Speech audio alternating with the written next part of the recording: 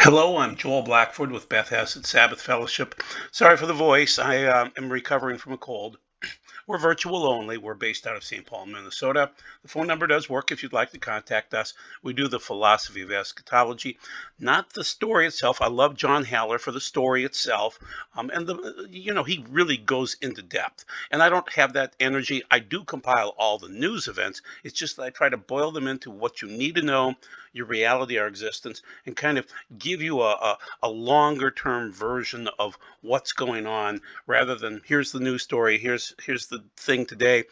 What's going on through the whole process? It has to harmonize all the way through. We try to solve a little piece of revelation each week.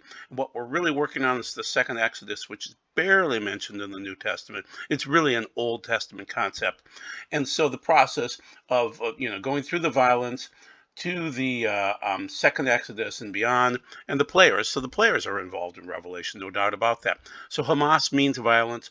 We had that in our Pasha yesterday, which is Noach, and Hamas is listed out. The world had become Hamas in terms of the violence of the world, and Noah was called to be a preacher to that violence, and then to save 8 people. That's it. So until the Messiah arrives, I think we're going into this violence. My notation to you is watch Halloween. Watch Halloween. I'll give you more notes on that in a minute. But anyway, we're dealing with Hamas right now, the violence in Gaza. They started this out, and really, they want to kill off the Jews. And I'll mention that in a little while. So the main thing is right now, if you're a United States citizen or Jewish for that matter, be very careful if you're traveling. The cautions are out. And they should be. It's nasty in any country right now, especially if you're a Jew. And so, on the other hand, what I don't like to see is Europe coming out and saying, well, what if Israel overreacts to the attacks from Gaza? And what if war spreads to Lebanon? And what if Syria and Russia team up? And what if Iran kicks off? And then the US and the UK enter the fight, and Saudi Arabia is forced in. Well, this might happen anyway. I mean, this might be God's plan. Right now, I think this is going to be just ethnic groups versus ethnic groups, and really the Jews and the Arabs are cousins. They really are. Ishmael and Isaac, okay? So the warriors of the world are caution us that they want to turn Israel loose, but they don't really want to turn Israel loose. They're lying.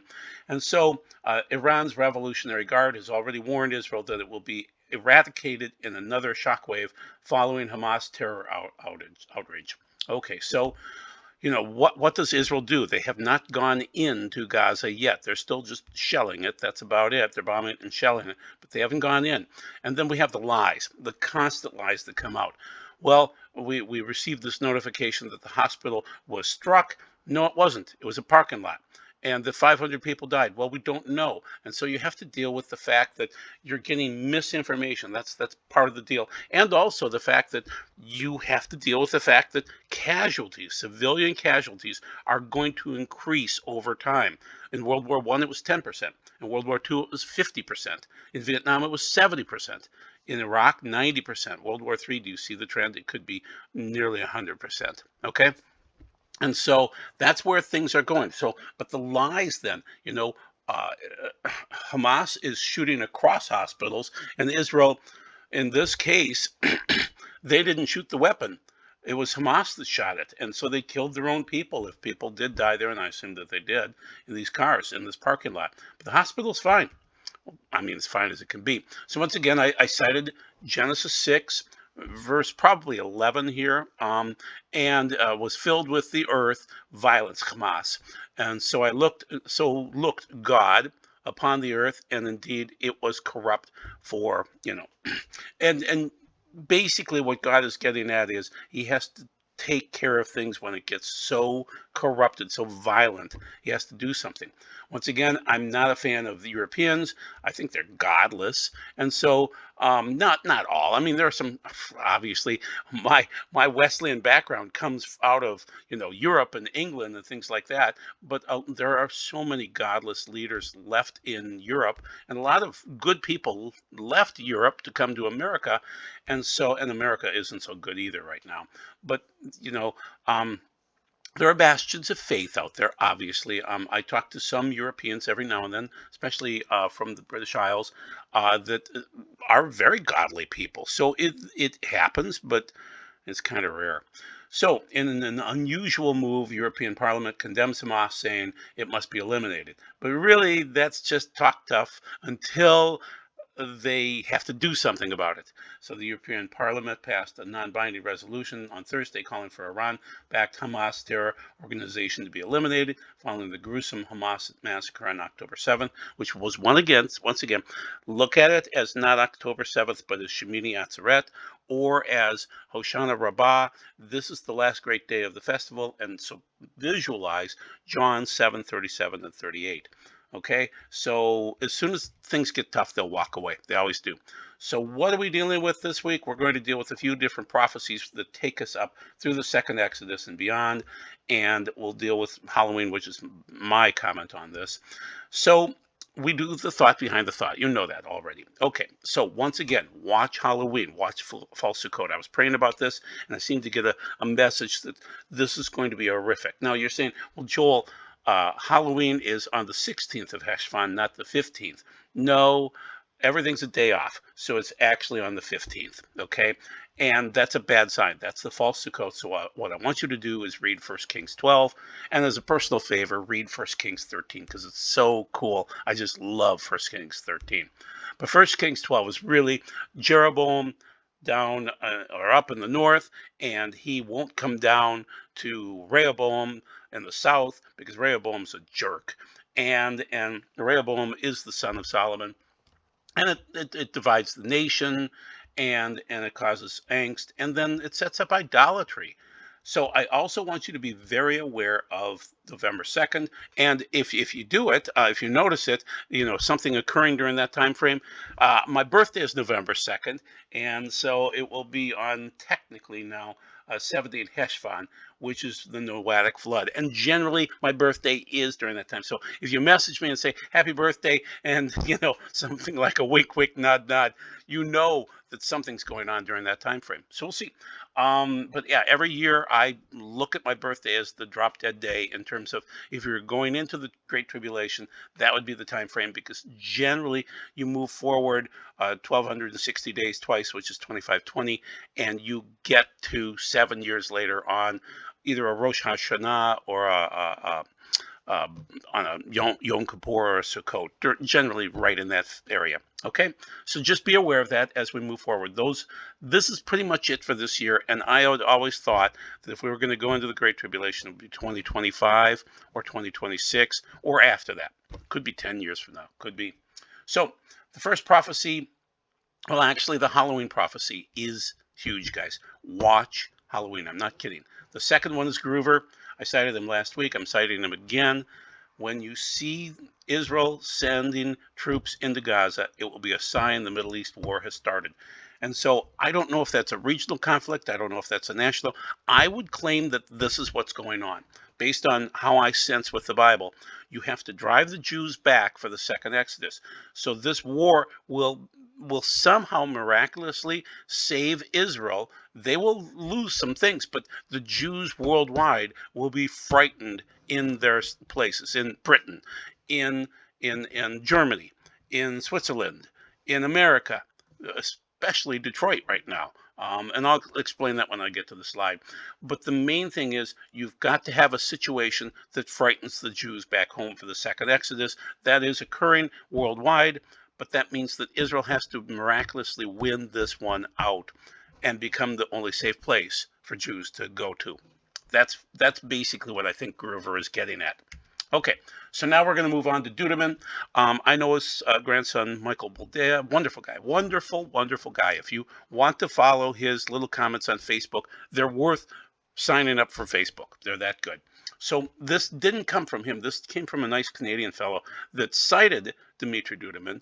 Michael cites other things, but I want you to see this in terms of this 1996 vision and see if it works. So this vision appears to point to Hezbollah and others. This is Don talking here, okay, quoting basically from Dimitri, that it points to Hezbollah and others attacking Israel soon in the Yarmouk Valley, River Valley, and the Golan Heights. Okay, so that's up north. So the future of Israel, a dream received by Brother Dmitry Duduman in Tiberias, Israel, when he was there back in 1996. The dream was first received on the 17th and then the 18th. That doesn't matter as much. He was physically sick during the time. It was difficult for him to recount the dream so it could be recorded because it made him ill. After 8 days traveling through Israel, the bottom line is he saw nothing but wicked people and the land was wicked. And he said, why did you bring me here just to see wickedness? Okay. And so he had, relatives with him and things like that. And so and then finally, some angel shows up, but it's not an angel. He claims it's Jesus Christ. And he said, who are you and why do you cry? And that's Yeshua. So Yeshua crying, I am Jesus Christ. I am looking over my blood relatives, the Jews, and my people for whom I gave my life. Their sins have put a wall between God and themselves. God has decided to bring back all of the scattered people from the nations. Instead of thanking God for watching over them, giving them safe passage, they've become even more wicked than they were in the nations wherein they left. I am crying because of the tribulation that is to overcome them. They say they keep the Sabbath, but they don't. They say they keep my laws, my Torah, but they don't. All the nations of the world have their eyes on this place, thinking that this place is holy.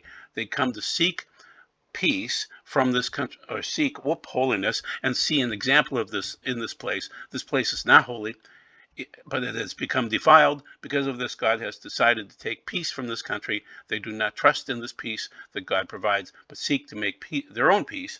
God has can no longer stand their sins because of their wickedness. Look and see how punishment will come upon Israel.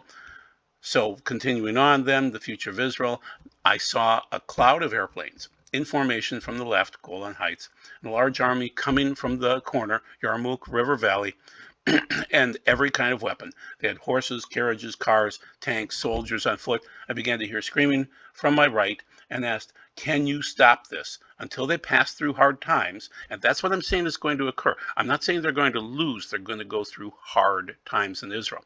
They will not recognize me as God. They will not call upon me for help, he answered. You will be sad, sorrowful when you leave this place, Yeshua said. But after a time, your heart will be full of joy.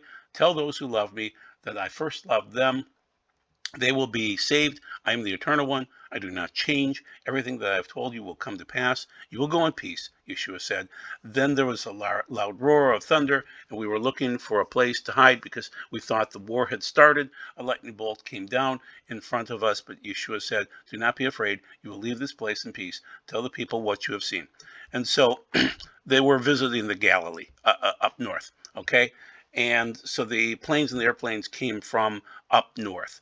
And so just so you're aware again, so Dudeman is a man from Romania that delivered Bibles, a very godly man. Wasn't so godly for a period of time until finally God got a hold of him because he was stopping people from delivering Bibles into Russia, into Romania.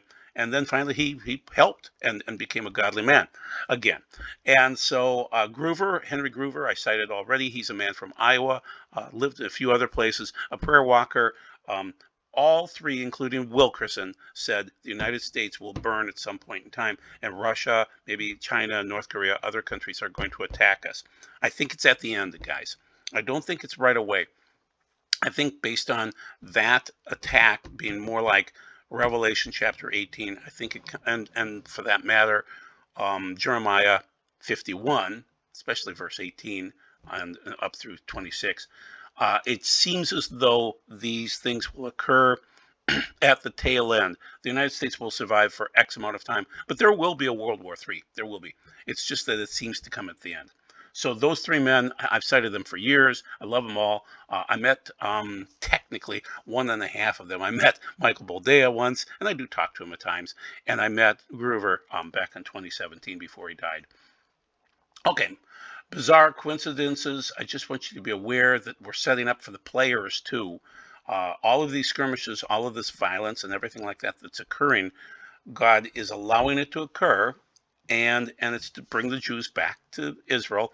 But you have to have the Hitler, because we have to have these memories of the Holocaust. We have to have then, Germany running around and putting, the Star of David on the Brandenburg Gate. And then if you look on the upper right-hand side, excuse me, I need a drink. Need water. Okay, so anyway, the Brandenburg Gate, you'll see people praying there, and that's not exactly a Jewish prayer. So you know that they just did lip service to the Jews, and now it's back to normal, which is get out of Germany. And nations are blessed when Jews are there and Jews are taken care of. Nations are cursed when they kick the Jews out. That's what's occurring here. So just look at blessings and curses and what happens. Keep in mind, the person that hates the Jews the most is Obama.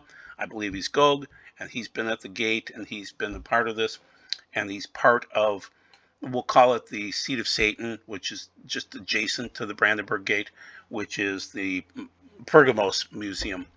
So that's where, that's Revelation 2:13, which is Antipas was slaughtered there. In basically that fresco arrangement, okay?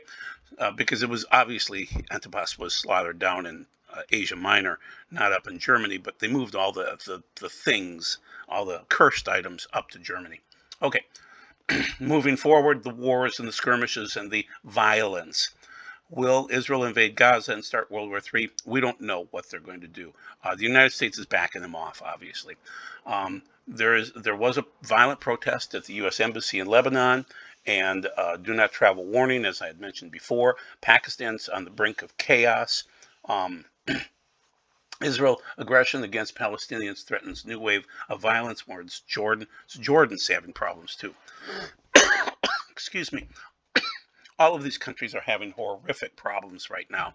And so just be aware, that's one more reason for Jews to go back to Israel. It may not seem logical at first, but you'll see the pattern. You'll see it happen. Okay, so let's go with the middle one first. Okay, so Samantha Wohl, Detroit synagogue president, found stabbed to death outside her home. This is October 21st of 2023. So nice lady, worked between interfaith, and now she's dead, stabbed to death. And we kind of know how that occurred because it's Michigan. Okay, I feel so sorry for Michigan. I love Michiganites. You know, I have family over there, but it's not a safe place to live right now. So Jews in London. So let's go back to the left-hand side, and the source of this is End Time Headlines. Jews in London are being forced to hide their faith and stop attending synagogues or worship. But the London streets fractures have appeared amid a rise in anti-Semitism and Islamophobia. British Jews have taken to hiding cultural symbols and hiding in general. So that's based off 10/18/23. So I wanted you to be aware of that. That comes from End Time Headlines. And then way over to the right-hand side, this is Daily Mail. Fury on the streets in New York City as thousands of anti-Israel protesters clash with cops after shutting down traffic and refusing to leave. New York Police Department officers have been seen brawling with demonstrators waving Palestinian flags. This has to occur. This means that if you're a New York Jew, it's time to go home. God wants you home. He wants you in Israel. He wants you ready for the second Exodus. And once again, hopefully I'll cover it next week, and I'll show you the verses for the second Exodus, okay? It's pretty much Old Testament. That's about it, okay? And it's going to take some time to go through. So we have dueling eschatologies now, so let's talk about what we're fighting against. We have the Sunnis and the Shiites. And the Sunnis are about 90% of the population, and they have a detailed eschatology, but they're not willing to force it forward that much. And then we have Turkey that has their own little eschatology because they were the home of the caliphate, and Erdogan has that goal in mind of the caliphate, getting, you know, a unified resistance against Israel and the United States.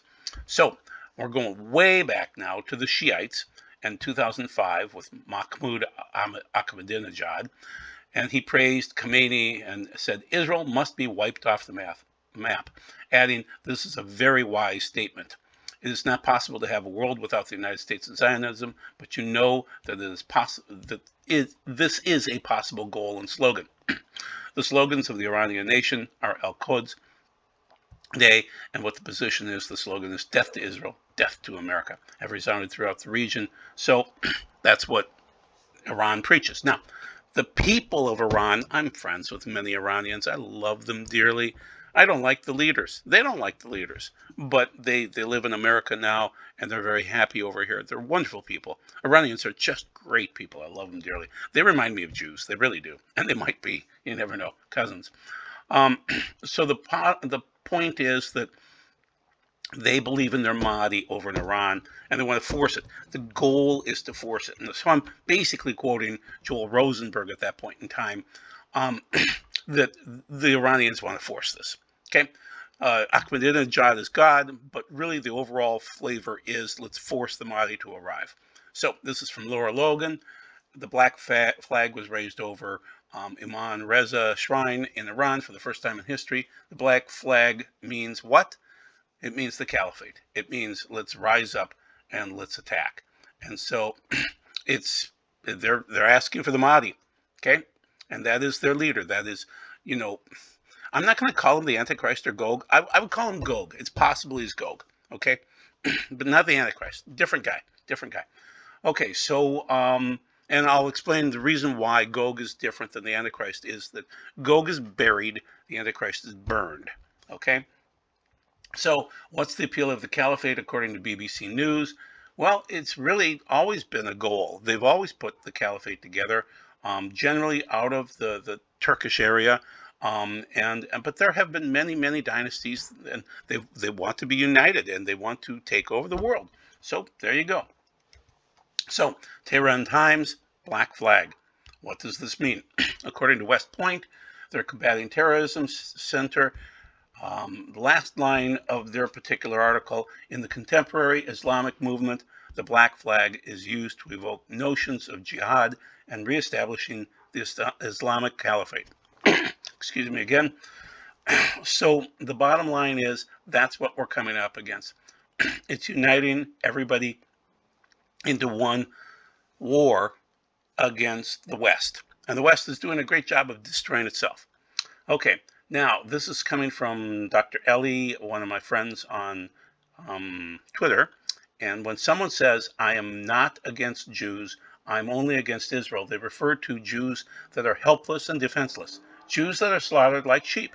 Those are the Jew they are not against. And I'm quoting that is Amalek that would say something like that.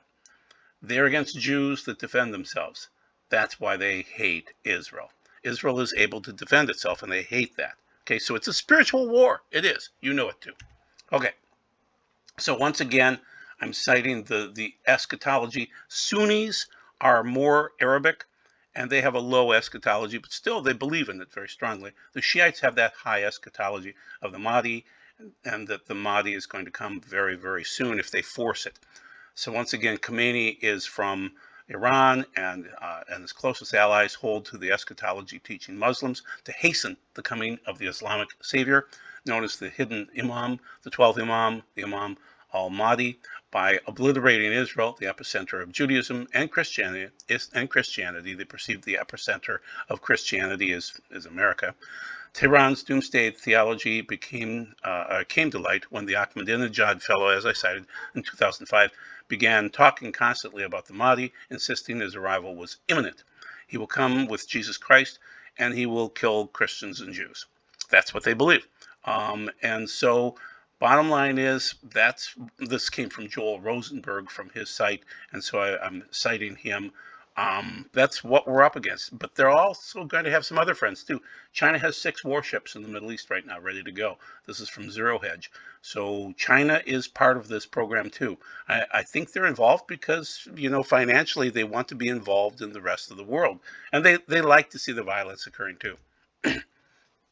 As I mentioned, Turkey was part of Asia Minor, and it was a very important part of Christianity.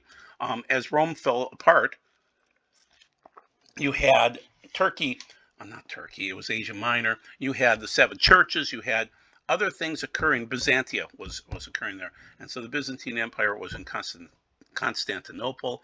And so they believed that if they can conquer these lands, they can bring in this empire and the 12th Imam himself. And so, let's see here. There it is. The first lesson we can learn from Khomeini is believing the reappearance of the Imam Mahdi is that eliminating oppression from the world is not only possible, but it's definite. We should prepare ourselves to serve as soldiers of Imam Mahdi. Okay, so this is once again Joel Rosenberg citing this, and you can see his name listed in there. So Turkey has a high caliphate eschatology because that's where the last caliphate from 1517 to 1917 occurred. Okay, and there are other wars out there too. The bond market's falling. The oil market could go bonkers very shortly here. There are financial wars going on. So keep in mind that what seems to be occurring, according to Ernest Hemingway from about 100 years ago, is the first panacea from mismanaged nation is inflation of the currency. The second is war.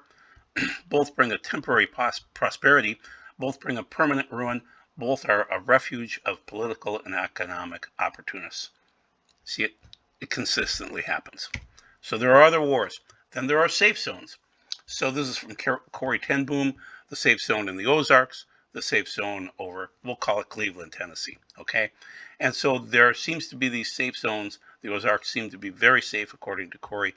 But she saw these safe zones, and based on this map, and I don't know if I trust Matthew Stephen anymore. There are safe zones up by my area, and so we'll see what happens. I don't know if I trust Matthew or not, but he did sketch out this map, and he was accurate with all the FEMA locations. So what are you supposed to watch for? Watch for Halloween 2023 and the false Sukkot signs, okay? Read 1 Kings 12, please, and 13 if you can, okay? Now, this is Ben Davidson. He's not a prophet, but these are prophetic-type comments.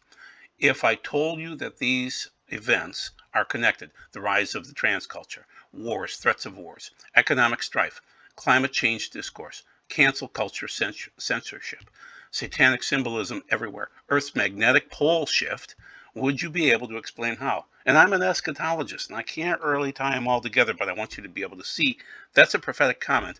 And then down below, another person named Niall Ferguson from Europe is saying it's a polycrisis.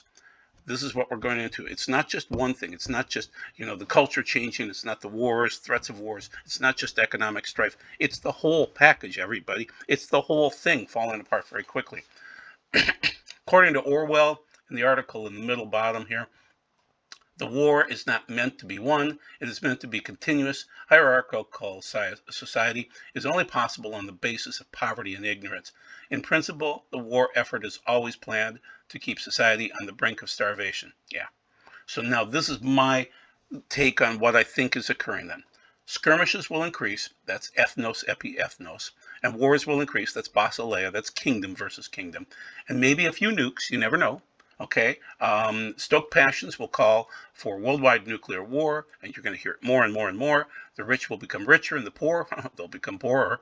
That's what the rich want right now.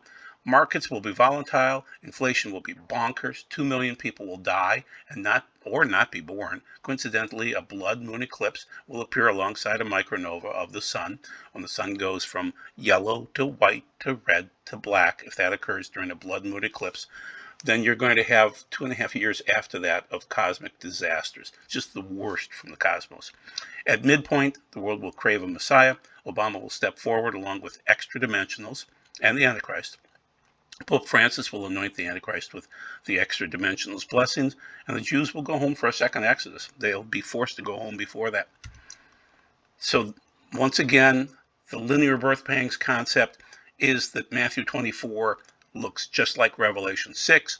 So the first seal, the West falls. That's, I would argue, ethnos, epi-ethnos. Then second seal is snatching peace, which is kingdom versus kingdom. The third seal is inflation, and that is famines. Okay. The fourth seal is death. 4 death plagues. Okay. Those plagues, limo. And then the fifth seal is martyrdom. That's listed. They will condemn you to death. And then quakes and the micronova and things like that is the next thing on the list. So that's what we're working through. We are in the birth pangs. We're not in the tribulation. We're not in the great tribulation. You're working on your garments. You're trying to stay clean. You've got lots of things going on as we ramp up in these last few years. But keep in mind, God is there, and you need to work on your garments to stay clean. It's a wedding. You have to have clothing, and it has to be clean. So be prepared for that. And be blessed. Thank you very much for your time. Hopefully, we'll see you next week with the second Exodus talk. Bye.